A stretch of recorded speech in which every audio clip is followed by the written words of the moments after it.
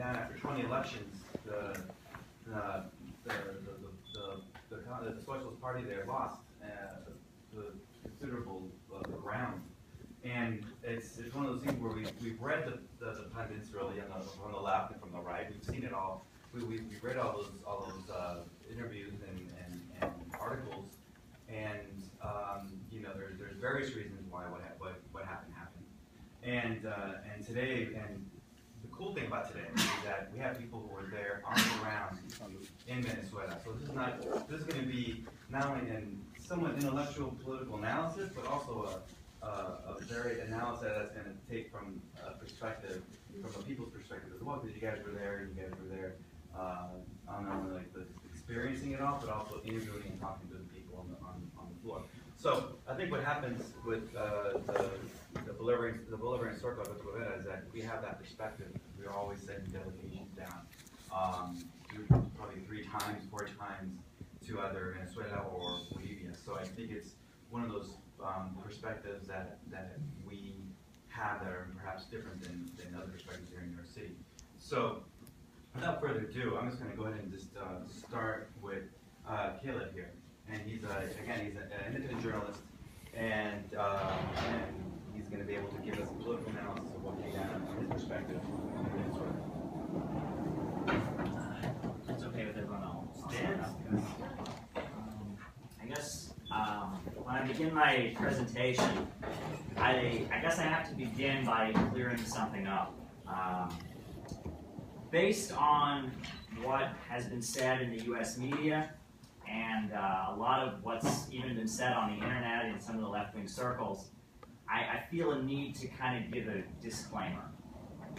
If you were coming here tonight with the expectation that I was going to get up and say that the Bolivarian Revolution has been defeated, that BP and Shell are going to take control of the oil resources there, that this beautiful uprising for democracy is done and it's finished, if you were coming here expecting me to talk that way, you came to the wrong meeting. You absolutely came to the wrong meeting.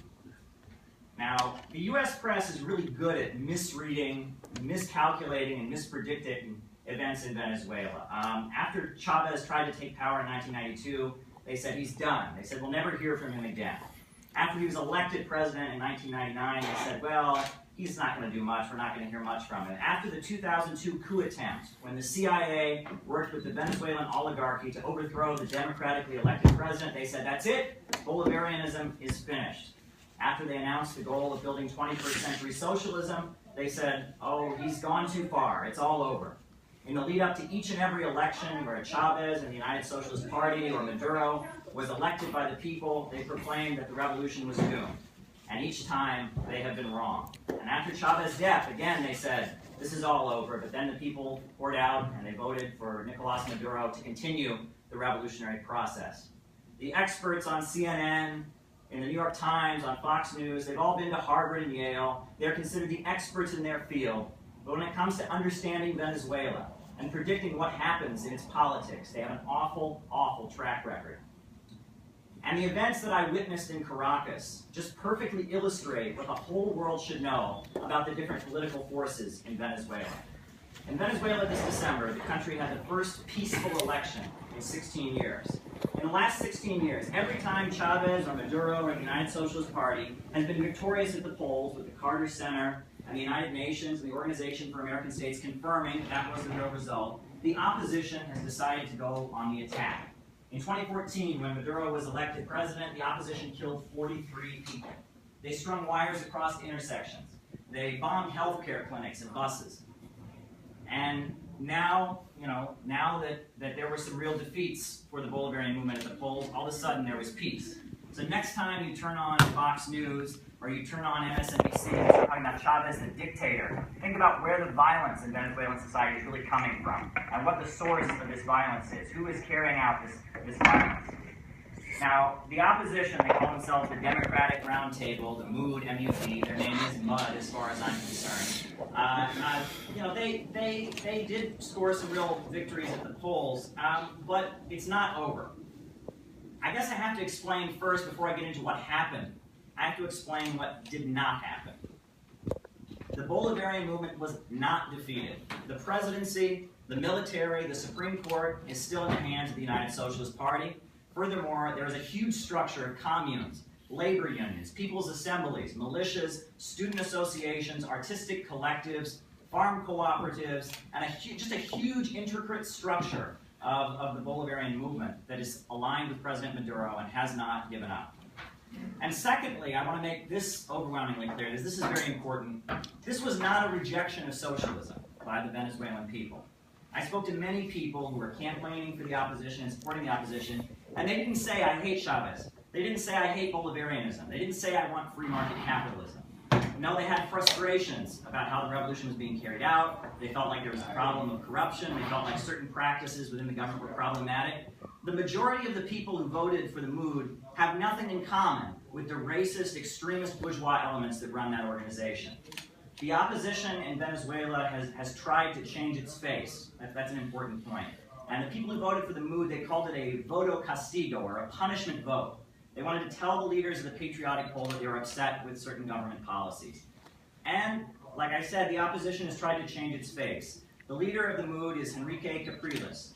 Capriles, unlike previous leaders of the Venezuelan opposition, he doesn't run around extolling the greatness of U.S. imperialism. He doesn't call the poor people monkeys. He doesn't pretend. He actually pretends to be concerned about the economic problems in the country. He actually says he's a socialist also. He tries to act as if he, not Maduro, is the true inheritor of the Chavez legacy. And Capriles is lying. It's no secret that he's an agent. He's getting money from the banking elites in the U.S., the oil cartels, the weapons manufacturers.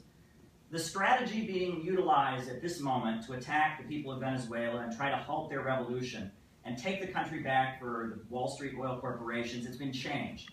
They aren't using the neocon strategy of direct attacks, coups, and open assaults. It's not Bush and the Koch brothers who are directing the attacks currently on the Bolivarian Revolution.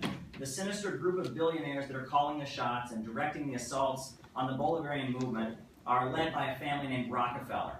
ExxonMobil, the biggest Wall Street oil corporation, is heavily invested in a country called Saudi Arabia. Saudi Arabia, now this is one of these human rights-loving, democratic, free societies, right? Saudi Arabia. And ExxonMobil basically controls the oil of Saudi Arabia, along with Chevron and BP. And they are basically ordering the Saudi monarchy to pump oil out onto the international market. Millions of barrels, tens of millions of barrels of oil every day are being churned out onto the market, and it's driving the price of oil lower than ever. The Saudis are losing money in this process. They've got big internal problems with unemployment and unrest. They actually started off the year by executing 47 people. And they keep churning out oil onto the markets, and they're not doing this because they're stupid. They're not just slitting their own wrists. They're being ordered by their bosses at ExxonMobil to do what they're doing. The Rockefeller family that controls ExxonMobil is also one of the primary backers and funders of the Council on Foreign Relations.